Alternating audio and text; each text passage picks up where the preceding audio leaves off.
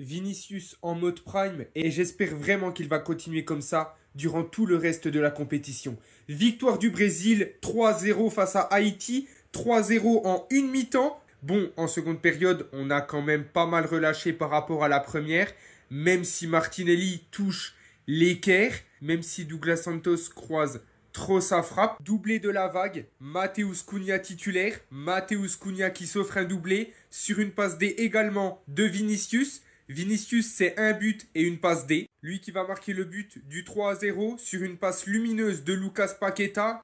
Bien évidemment, c'est lui l'homme du match. Rafinha qui est sorti sur blessure en première mi-temps, remplacé par Ryan, et j'espère que ça va aller pour lui, parce qu'on sait qu'il s'est blessé plein de fois cette saison avec le FC Barcelone, et souvent c'était des blessures de 3 semaines à 1 mois. Neymar devrait être de retour et devrait être titulaire face à l'Écosse, comme l'a dit Carlo Ancelotti, mais voilà, moi ça me fait chier, Rafinha se blesse, Neymar est de retour. À chaque fois on a un joueur blessé quand un joueur revient de blessure. En tout cas, j'ai adoré la célébration et j'ai adoré la première période de mes joueurs parce que même si pour Haïti, c'était un bloc bas haut. Et avant toute chose, Haïti, bravo. Vous avez joué avec vos valeurs, certes en bloc bas, mais vous avez essayé d'attaquer et de monter haut. Et ça, j'apprécie. Parce que vous savez très bien que je déteste les blocs bas, mais les blocs bas hauts comme ça, je kiffe. Parce que vous essayez, et même si vous perdez, eh bien, pour moi, vous avez porté vos couronnes. Le dispositif en 4-3-3 est bien mieux que le 4-2-3-1. Le 4-2-3-1, je le trouve vraiment bancal. La 4-3-3, 3-0, Guimarães, Casemiro, Paqueta, excellent leur match. Expérience, c'était pas mal, même si Haïti en prend 3. AD, le meilleur défenseur. Et moi, je suis content. Place à l'Écosse et allons chercher cette qualif pour les 16e de finale. Allez, le Brésil. C'est pas le Brésil de mon fils, c'est lui le Brésil. Qui va dire quoi en fin de compte?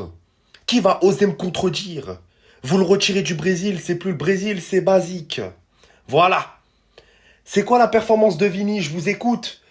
Plus fort! J'entends rien. Bande d'imbéciles. Apparemment, il aurait rien prouvé en sélection. Bah ouais, sur 3 buts, il est impliqué 3 fois. Une frappe, ça retombe sur le gardien, Cunha, il peut finir. Parce que mon fils a l'intention de frapper. Une passe un but derrière. En une mi-temps, hein. Je tiens à le préciser. Hein. Vous êtes bien mignon, mais le Vini n'a pas prouvé en sélection, ça vieillit très mal. En tout cas, à l'heure actuelle. Donc je vous invite formellement de fermer vos clapets. Donc j'exige que mon fils soit respecté. Est-ce que c'est bien clair? Maintenant, ça suffit les conneries de « il a jamais rien prouvé en sélection ». Il vous le prouve, là. Je vous ai déjà dit d'allumer la télé et arrêter de regarder le football sur Gulli. C'est soit sur Beansport ou tout simplement sur Canal+. C'est pas le GOAT, c'est mon fils qui régale. Alors je peux te regarder à 2h, 3h, 4h. Surtout quand tu m'affiches des performances comme ça. Ah là là, mon fils. Toi et moi, c'est une longue histoire d'amour. Et à la viva la muerte. 5 étoiles sur le maillot. Une victoire 3-0. Devinez juste pourquoi ils ont tous sorti leur bigot. Non, tous les Brésiliens dans le stade, ils ont sorti leur téléphone pour immortaliser un moment. C'est malheureusement pas la sortie de Rafinha sur blessure. Ça commence à faire beaucoup pour nos petits Brésiliens. J'espère que c'est rien de grave et que c'est pas une fin de Coupe du Monde. Toute notre force. Est-ce que vous pensez qu'ils ont sorti leur téléphone pour filmer Vinicius qui marque un but et qui fait la célébration de CR7 après avoir déjà délivré une passe D? Non. Que vous pensez qu'ils ont sorti leur téléphone parce qu'il y avait deux des plus grosses légendes de l'histoire du Brésil, Ronaldinho et R9 Phénoménaux dans les tribunes. D'ailleurs, on m'enlèvera pas que Vinicius il a fait un bon match parce que Ronaldinho il l'a touché avant. Voilà, c'est ma théorie. Mais toujours pas. Est-ce que vous pensez qu'ils ont sorti leur téléphone pour filmer sa vieille célébration de surfeur là? Non! Ils ont sorti les téléphones pour immortaliser l'entrée en jeu de Bobby pour sa première Coupe du Monde. Voilà ce qu'il représente pour ce peuple, Carlo. C'est bien, t'as pris Neymar pour faire plaisir à tout le monde. Maintenant, lui, tu nous fais plaisir. Tu le vires de l'équipe. On veut plus voir son race. Bon, lui, t'as le droit de le laisser titulaire quand même. Parce qu'il a claqué un doublé aujourd'hui. Et bon, sur le premier but, c'est un but CSC qui touche à la fin. Mais le deuxième, rien à dire. Je m'incline. Pétard pied gauche, pleine lucarne. Inarrêtable. Mais le petit, il faut lui donner du temps de jeu. Le petit, il faut lui donner du temps de jeu parce qu'il a faim. Lui, si tu le lâches dans l'arène, tu vois qu'il est capable de faire quelque chose. Et maintenant qu'on sait que malheureusement, Rafinha ne jouera très certainement pas le prochain match, et on ne sait pas combien de matchs il ratera par la suite, si tu veux aider Vinicius à aller le plus loin possible dans cette compétition, et si tu veux faire kiffer les Brésiliens, Tu sais ce qu'il te reste à faire. Cette image, on veut la voir plus souvent. Et j'ai même envie de dire, tu peux le mettre titulaire les yeux fermés. Parce que Martinelli et Ryan, ça va 2 minutes. Hein. C'est pas eux qui te feront gagner des matchs. Mais lui là, oh oui. Ils ont Vinicius, Vini Vici Vinicius.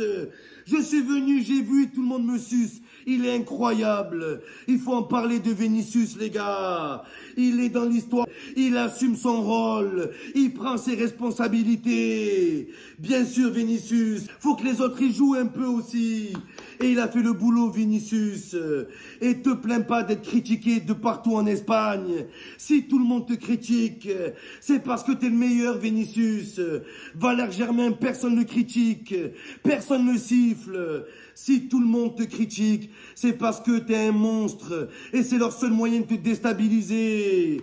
Ceux qui n'ont pas suivi, le Brésil vient tout simplement d'éteindre l'Haïti, mais malgré le score, le Brésil n'a vraiment pas été rassurant. Déjà dès le départ, Carlo Ancelotti s'est encore fait critiquer pour ses choix. Comme vous pouvez le voir, Endrick a encore été remplaçant, Cunha a pris la place d'Igor Thiago, et pour le coup dans ce match, Cunha a donné raison à Carlo Ancelotti, étant donné qu'il a claqué un doublé. Même si son premier but ressemble plus à un CSC qu'autre chose, ça le touche quand même avant de rentrer. Et d'ailleurs, sur le but, on a un énorme travail de Vinicius au début de l'action. Ensuite, à la 36e minute, sur une perte de balle de l'Haïti au milieu, les Brésiliens récupèrent le ballon, Vinicius prend la balle, comme à ses habitudes, il part vers l'avant et on a Cunha qui fait un appel croisé vers la gauche. Bien évidemment que Vinicius lui lâche la passe. Cunha arrive devant le gardien, ni une ni deux. Il allume les cages, premier poteau, but. Et là, comme vous le connaissez, on a eu droit encore une fois à sa célébration. Et pendant qu'on pensait que le score allait s'arrêter là pour cette mi-temps, eh ben non. Vinicius n'avait pas dit son dernier mot, lui qui était déjà impliqué sur les 2 premiers buts. Il a fallu cette fois-ci qu'il marque lui-même son propre but. Sur une défense très haute de l'Haïti, comme vous pouvez le voir, on a Vinicius qui reçoit une passe en profondeur de Paqueta. Il arrive devant le gardien, place la balle entre les jambes, but. Je sais pas si vous vous rendez compte, mais là, Vinicius est impliqué sur tous les buts du Brésil depuis le début. Malheureusement les amis, le Brésil part avec un goût amer malgré cette victoire, étant donné que Rafinha en première mi-temps est sorti sur blessure. Alors vu son expression, parce que le gars il était en larmes, j'ai l'impression que c'est un peu grave. En espérant le revoir pour les prochains matchs, sinon ça va être très compliqué pour le Brésil. Cela dit, comme vous l'avez compris les amis, l'Haïti est la première équipe éliminée dans cette Coupe du Monde. Cependant, malgré cette élimination là, je pense qu'ils peuvent être fiers d'eux. Et j'ai même envie de dire qu'ils ne méritent pas d'être éliminés en premier vu le visage qu'ils ont montré face à l'Écosse et face au Brésil. Aujourd'hui, détrompez-vous, malgré la victoire du Brésil, l'Haïti était venu jouer son football et on l'a vu. Même moi qui vous parle là, j'étais choqué. Et même face à l'Écosse, on l'avait vu. Malheureusement, ils se sont fait avoir. Mais là, aujourd'hui, vraiment, ils n'ont pas eu froid aux yeux. Ils sont pas venus avec un bloc ultra bas. Malgré que c'était un 5-4-1, ça jouait quand même haut. Quand ils avaient le ballon dans les pieds, ils essayaient de faire quelque chose avec. Et moi, c'est ce que j'ai kiffé. C'est une dinguerie. Dites-vous que le public brésilien a plus célébré ça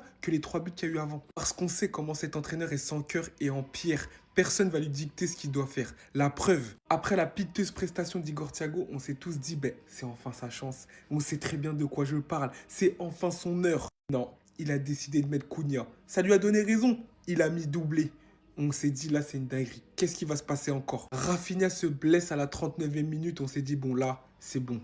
Il va rentrer quand même. 39e minute, les gars. C'est bon. Eh ben non, toujours pas. C'est Ryan qui fait son entrée à la place de Rafinha. Et là, je me suis dit, en fait, c'est mort. Il va jamais rentrer. Et la lumière fut. Et les Brésiliens ont pu célébrer son entrée. 62e minute, Endrick fait ses débuts officiels en Coupe du Monde avec le Brésil. Il a tant attendu ce moment. Dites-vous qu'il est rentré en même temps que Martinelli. Tellement il est loin dans la hiérarchie, tellement il est loin dans la tête de tonton Ancelotti, les gars. Et ce qui est encore plus fou, c'est qu'en 10 minutes, il allait marquer. Il allait marquer. Mais il a été signalé hors jeu. Dommage pour lui, mais en vrai, s'il te plaît, Carlo, donne-nous un peu plus d'Hendrick parce que ton Brésil, c'est pas fameux. Désolé, ils ont gagné, mais il y a trop de mauvais signes dans ce Brésil-là. Le Brésil qui s'impose face à Haïti, tout s'est dessiné en première mi-temps. En même temps, quand Ancelotti décide de laisser le combattant d'MMA sur le banc, forcément, il se passe quelque chose devant. Cunha qui marque un doublé. Pour sa première titularisation dans cette Coupe du Monde, il aura fait le travail, bien mobile devant, bien aidé aussi par un excellent Vinicius Junior à la passe et au but. Après, à la 45e minute, 3-0, c'était plié. Mais le gros couac, c'est que après la blessure très importante de Neymar, Rafinha qui faisait une très belle entame de match, qui a dû sortir sur blessure musculaire, il était au bord des larmes. Ça veut dire ça fait peur. Non, ça fait peur en fait. Parce que si Rafinha n'est plus au top de sa forme, ils ont fait rentrer Ryan. Fallait voir l'entrée. Elle était bancale. Et tout le monde a crié, scandé le nom d'Hendrick qui a enfin fait son apparition. Et d'ailleurs, 10 minutes après son entrée en jeu, il était déjà en train de célébrer.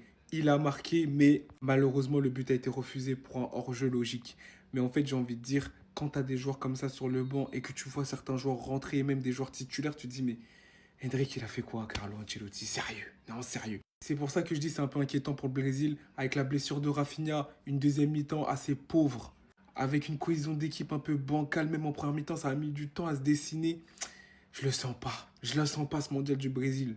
Mais bon, sait-on jamais, peut-être qu'ils vont monter en puissance. Regardez la triste image de la soirée. Le meilleur joueur du Brésil est sorti en live après avoir marqué un but refusé sur hors-jeu. Le technicien brésilien a été remplacé à la 39e minute. Un gros coup dur pour le Brésil et pour Carlo Ancelotti parce que je ne vois pas le Brésil aller loin dans cette compétition sans Rafinha. Rafinha dit au revoir à ses coéquipiers. Une coupe de monde où le Brésil est en train d'écrire l'histoire, est en train de battre des records. Si vous ne le savez pas, je vous informe, le Brésil devient le pays ayant le plus marqué dans l'histoire de la Coupe du Monde avec au total 240 buts. Et ce soir, Vinicius Junior a marqué son 3e but en Coupe du Monde et a délivré sa 3e passe décisive en 6 matchs. Et pour finir aussi, sachez que l'Haïti est officiellement éliminé de la Coupe du Monde. 2 matchs, 2 défaites, 4 buts encaissés, 0 but marqué. Le Brésil est actuellement premier du groupe C parce qu'ils ont marqué 3 buts. Le Maroc a marqué un seul but. Le prochain match du Maroc sera face à l'Haïti et si le Maroc veut terminer premier du groupe C, ils vont devoir marquer beaucoup de buts face à Haïti. Dans les cas contraires, ils seront 2e du groupe C, ce qui ne les arrange pas. Mais les gars, c'est vraiment triste ce qui arrive à Rafinha. Tu as passé une saison où tu as été tout le temps blessé et tu as la chance, l'occasion de participer à une Coupe du Monde. Mais malheureusement, le démon des blessures ne l'ont pas encore abandonné. Pour le moment, on n'a pas encore eu une information concernant la blessure, mais ce qui est sûr, c'est que Rafinha est blessé. Combien de temps est-ce que ça va durer?